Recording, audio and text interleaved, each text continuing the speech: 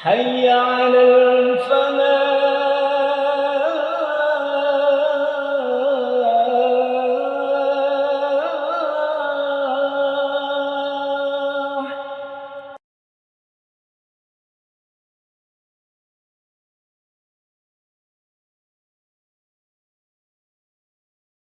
Bismillahirrahmanirrahim. Assalamualaikum warahmatullahi wabarakatuh. Innal hamdalillah nahmaduhu wa nasta'inuhu wa nastaghfiruh wa na'udzu billahi min shururi anfusina wa min sayyiati a'malina. Man yahdihillahu fala mudilla lahu wa man yudlil fala hadiya lahu. أشهد أن لا إله إلا الله وحده لا شريك له وأشهد أن محمدا عبده ورسوله. اللهم صل وسلم عليه وعلى آله وصحبه ومن دعا بدعوته ومن سار على نهجه. نوينا التعلم والتعليم والتذكر والتذكير والنفع والانتفاع والإفادة والاستفادة والحث على التمسك بكتاب الله وسنة رسوله والدعاء إلى الهدى والدلالة على الخير ابتغاء وجه الله ومرضاته وقربه وثوابه سبحانه وتعالى. أما بعد. Jamaah salat zuhur Masjid Al-Falah yang dirahmati Allah, alhamdulillahi wa syukurillah. Sampai detik ini kita mendapatkan nikmat dari Allah, nikmat kesempatan, nikmat iman. Alhamdulillahi wa syukurillah, kita bisa melaksanakan sholat zuhur dengan berjamaah. Kemudian kita isi waktu yang sangat utama ini dengan mimbar zuhur, yang mana hari ini Selasa pertama, seharusnya saya Selasa kedua. Ditukar dengan narasumber yang mengisi di Selasa pertama. Alhamdulillah kosong, sehingga saya menempati Selasa pertama. Materinya motivasi Al-Quran. Tujuan dari mimbar zuhur motivasi Al-Quran ini supaya kita paham terhadap Al-Quran dan tidak lupa terhadap Al-Quran. Karena Al-Quran itu harus dipahami. Selain kita membacanya, mempelajari isinya, mentadabburi maknanya, mengamalkan apa yang diperintahkannya, maka kita juga harus mengenalnya.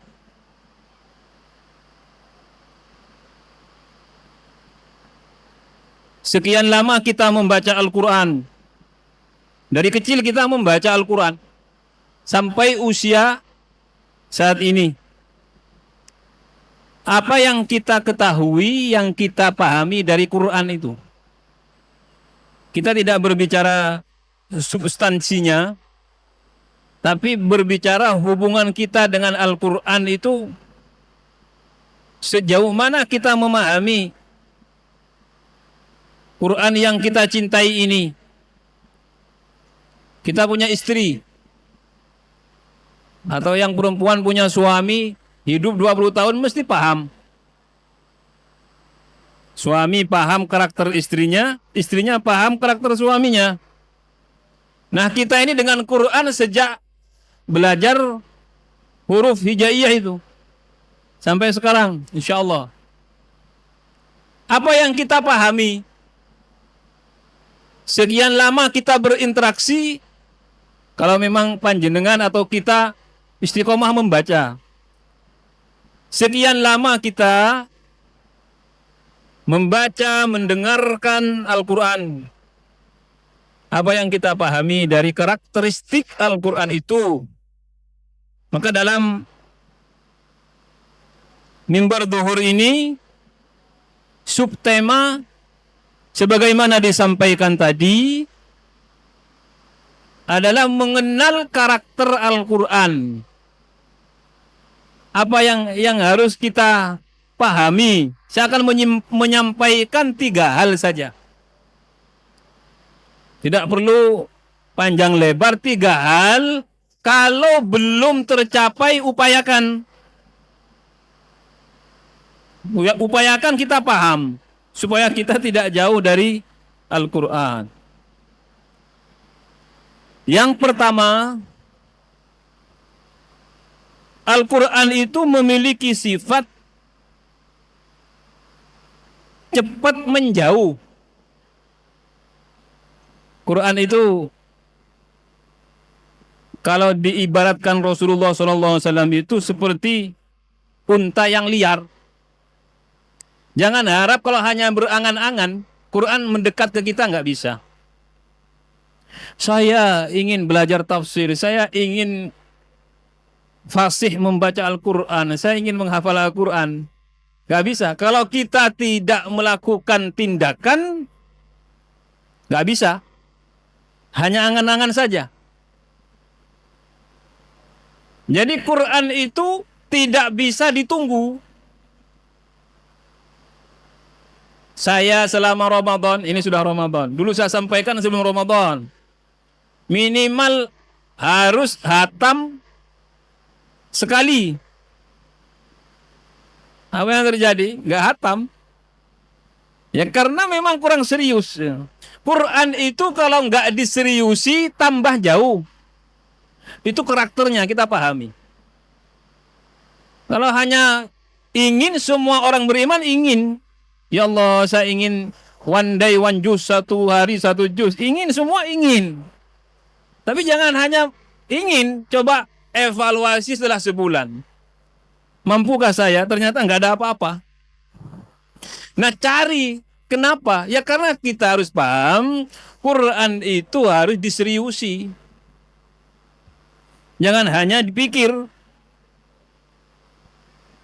Diriwayatkan dari Abu Musa Al-Asy'ari radhiyallahu anhu anin Nabi sallallahu alaihi wasallam, dari Nabi sallallahu alaihi wasallam, qala, beliau bersabda, ta'ahadu hadzal Qur'an fa walladhi nafsi biyadihi lahu wa ashaddu tafassiyan minal ibili fi uquliha. Ini sering kita dengar.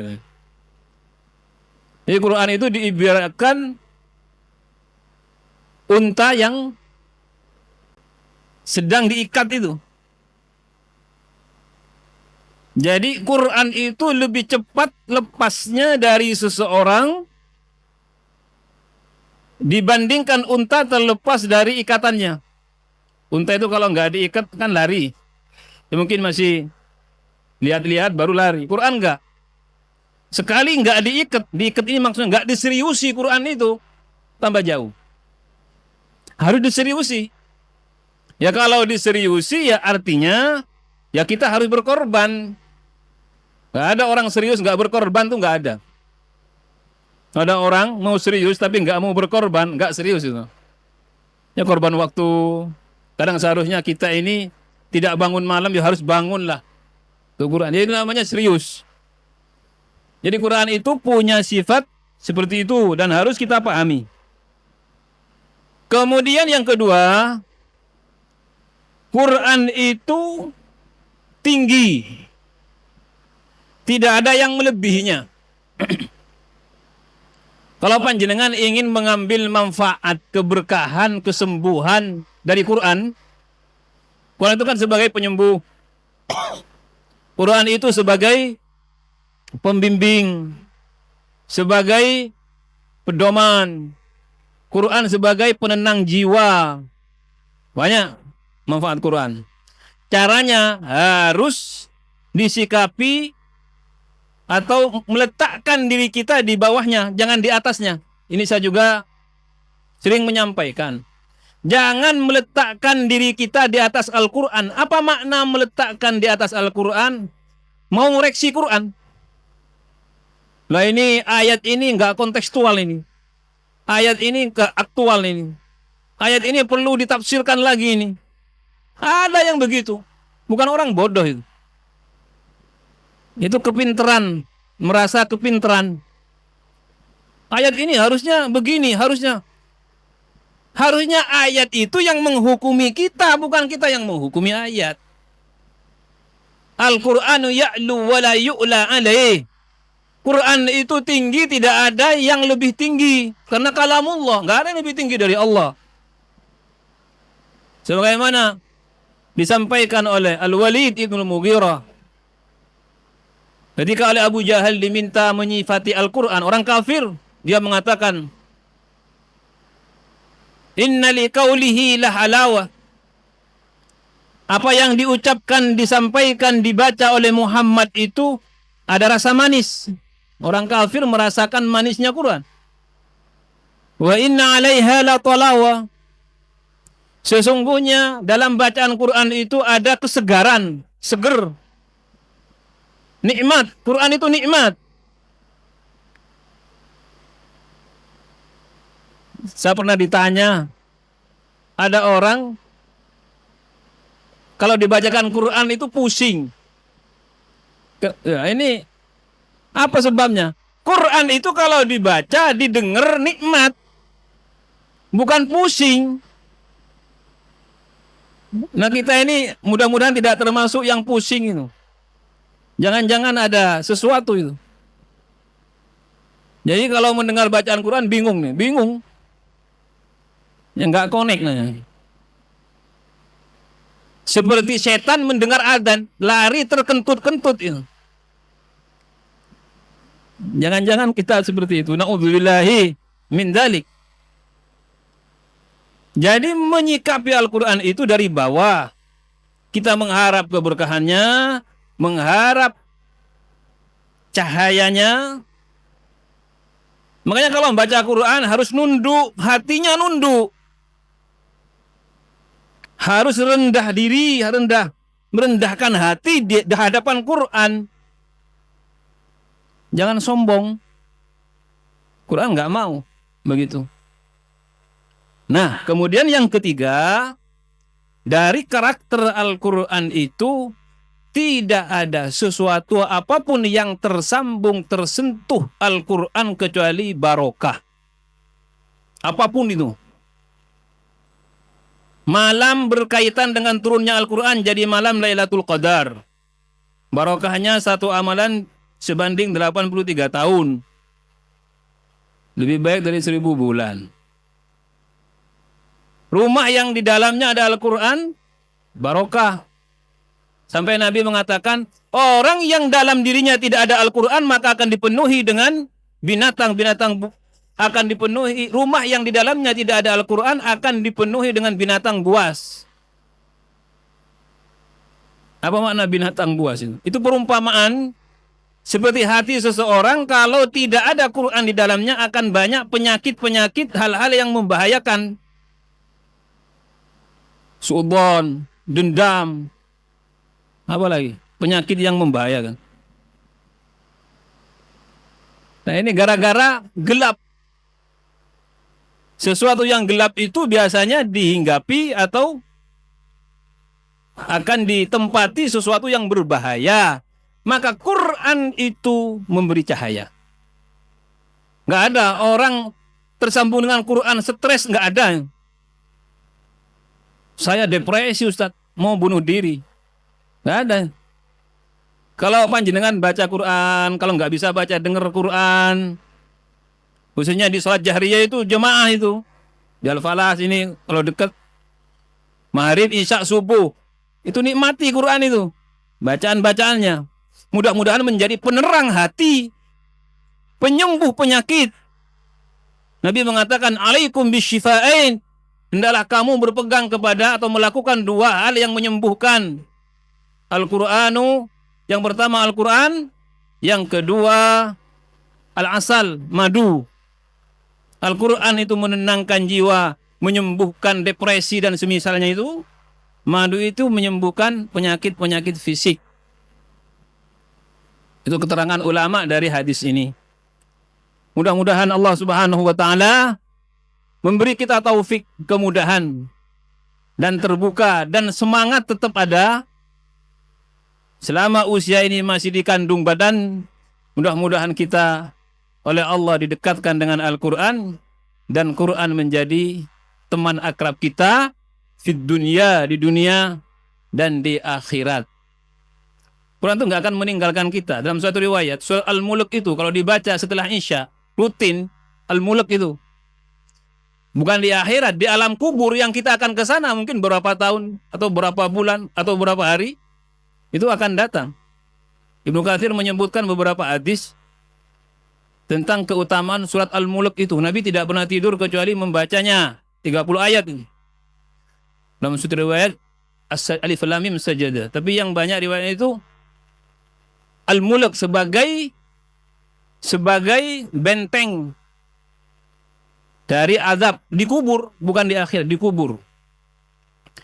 Kita ini kan di dunia paling sebentar, paling lama paling 100 tahun lah. Ya ada 120 tapi sudah nggak bisa bergerak. Setelah itu alam kubur ini panjang, lebih panjang. Karena akan ada di sana sampai dibangkitkan. Ya kalau misalkan hari kebangkitan masih kurang 1000 tahun lagi, ya kita 1000 tahun di alam sana.